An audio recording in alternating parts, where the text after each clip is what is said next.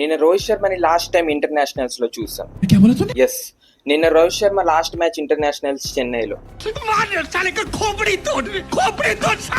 Insider information వల్ల తెలిసింది ఏంటంటే నిన్న మ్యాచ్ ఎర్లీ మార్నింగ్ ఒక న్యూస్ అయితే బయటకు వచ్చింది. ఏంటంటే Rohit Sharma last international match ఆడుతున్నాడు అని.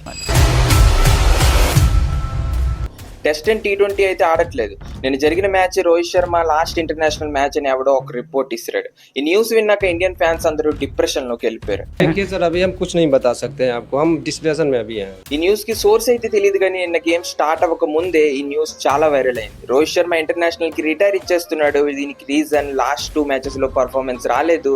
నెక్స్ట్ జరగబోయే ఇంగ్లాండ్ ఓడిఐ సిరీస్ సెలక్షన్ కి ఎవరికి డ్రాప్ చేస్తారు? విరాట్ అయితే ఆల్రెడీ ఫామ్ లోనే ఉన్నాడు. ఇషాన్ కిషన్ కూడా ఫామ్ లోనే ఉన్నాడు. శ్రేయస్ అయ్యర్ అండ్ శుభ్మన్ గిల్ లీడర్షిప్ లో ఉన్నారు. జైస్వాల్ ని మేనేజ్మెంట్ 2027 వరల్డ్ కప్ లో చూడాలనుకుంటుంది. దీన్ని బట్టి చూస్తే ఇంగ్లాండ్ సిరీస్ లో రోహిత్ శర్మని సెలెక్ట్ చేసే ఛాన్సెస్ చాలా తక్కువ. అలా అయితే Rohit Sharma last international matches నిన్న జరిగిన మ్యాచే అని చెప్పుకోవచ్చు.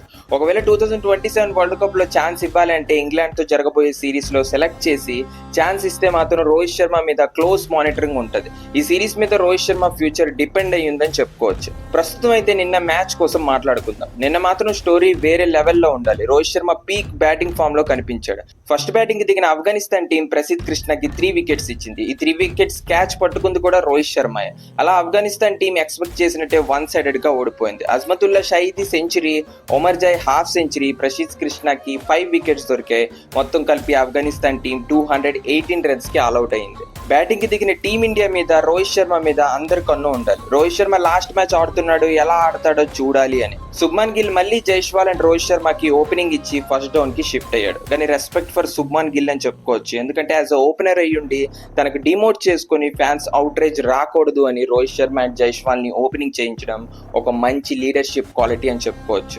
ఓపెనింగ్ లో దిగిన రోహిత్ శర్మ వింటేజ్ స్టైల్లో కనిపించాడు. టీమిండియా అయితే ఆల్రెడీ గేమ్ గెలిచింది, కానీ జైస్వాల్ అండ్ రోహిత్ శర్మ సెంచరీ కోసం వెయిట్ చేశాం. కానీ అన్ఫార్చునేట్లీ రోహిత్ శర్మ 6 కొట్టడానికి వెళ్ళి అవుట్ అయ్యాడు.